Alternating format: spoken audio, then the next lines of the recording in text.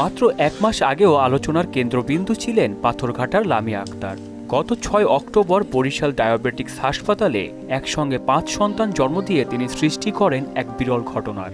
মুহূর্তেই সংবাদটি ছড়িয়ে পড়ে সামাজিক যোগাযোগ মাধ্যমে। দেশজুড়ে শুভেচ্ছা, বিস্ময় আর মুগ্ধতায় ভরে ওঠে ফেসবুক। কিন্তু সেই আলোড়নের আড়ালেই আজ দেখা দিয়েছে বেঁচে থাকার কঠিন বাস্তবতা। 5 নবজাতকে লালন পালনের হিমশিম খাচ্ছেন লামিয়ার পরিবার। মায়ের বুকের দুধ পর্যাপ্ত না থাকায় প্রতিদিনের খাদ্য জোগাড় করাই এখন বড় চ্যালেঞ্জ। লামিয়া আক্তার সন্তান প্রসবের পর আশ্রয় নিয়েছে বাবার বাড়িতে, কিন্তু তার বাবা একজন ইটভাটার শ্রমিক। সীমিত আয়ের এতগুলো শিশুর দেখভাল করা তার জন্য প্রায় অসম্ভব হয়ে উঠেছে। বুকের দুধ ওরা পায় না, খাওয়াইতে পারতেছি না। যদি কেউ কোনো সাহায্য করে, সহযোগিতার হাত বাড়িয়ে দিলে আমি আমার বাচ্চাগুলো সুন্দর করে মানুষ করতে পারবো। ওর বাবা ছোটোখাটো একটা মুদি দোকান দেয়, আর আমার বাবা মিলে কাজ করে। আর আমাদের পক্ষে তো 5টা বাচ্চা, একটা বাচ্চা পালতে গেলে অনেক হিমশিম খেয়ে যায় মানুষ, আর সেই জায়গায় 5টা বাচ্চা। সবাই যদি কোনো সহযোগিতা করে তাহলে আমরা 5টা বাচ্চা সুন্দর করে মানুষ করতে পারবো। বাচ্চার যে একটা খরচ চালাইতে আমরা হিমশিম খাইতেছি, দৈনিক 2000 টাকা আমার যাইতে আছে। আমি একজন মুদি ব্যবসায়ী, আমাদের একটা ছোটো দোকান আছে, কিন্তু আমার চাকরিতে অনেক কষ্ট হইতেছে। যদি আপনারা একটু পাশে থেকে সহযোগিতা করেন, সরকারের কাছে একটু আবেদন করছি, যদি সহযোগিতা করে সহ তাহলে একটু ভালো হতো আমার। শিশুরা মায়ের দুধ না পাওয়ায় এখন কৌটার দুধের উপরই নির্ভর করছে পরিবারটি। কিন্তু দিন যতই যাচ্ছে 5 নবজাতকের চাহিদা ততই বাড়ছে। ইটভাটায় কাজ করা লামিয়ার বাবার সামান্য আয়ে প্রতিদিনের খাবার জোগাড় করাই এখন বড় চ্যালেঞ্জ।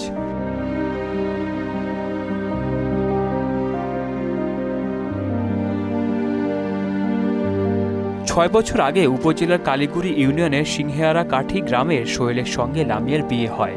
দীর্ঘ 6 বছর পর যখন তিনি সন্তান সম্ভবা হন, তখন কেউই ভাবেননি একসঙ্গে 3 ছেলে ও 2 মেয়ের জন্ম দেবেন তিনি। চিকিৎসকরা এটাকে বিরল ঘটনা বলেই মনে করছেন।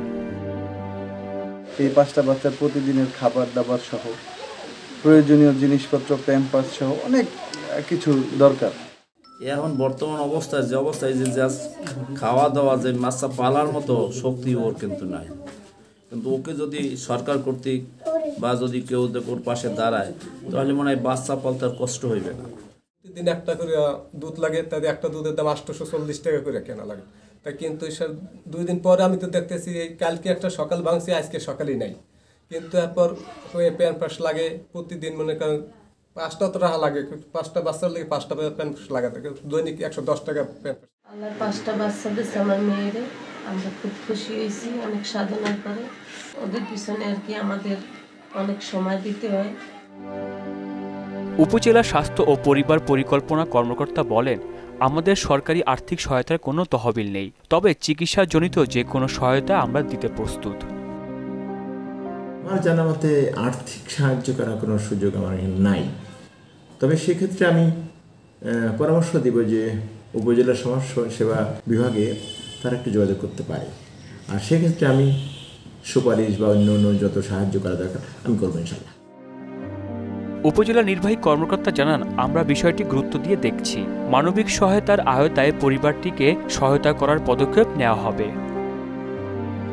উপজেলা প্রশাসনের পক্ষ থেকে, সরকারের পক্ষ থেকে যে কোনো বিশেষ অনুদান বা কোনো যে সামাজিক নিরাপত্তা কর্মসূচি সেটির আওতায় আসলে আশা করি উনি উপকৃত হবে, এবং আমরা সরকারের বিভিন্ন ধরনের উপকরণ আসুক, সহযোগিতা আসুক বা যে কোনো হেল্প আসে, এটা আমরা তাকে সে যাতে পেতে পারে সে ব্যাপারে আমরা ব্যবস্থা নেব।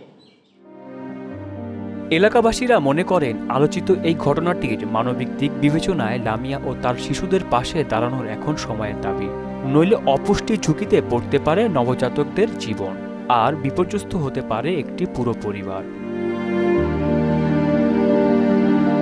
আহসানুল হৃদয়, মোহনা ডিজিটাল।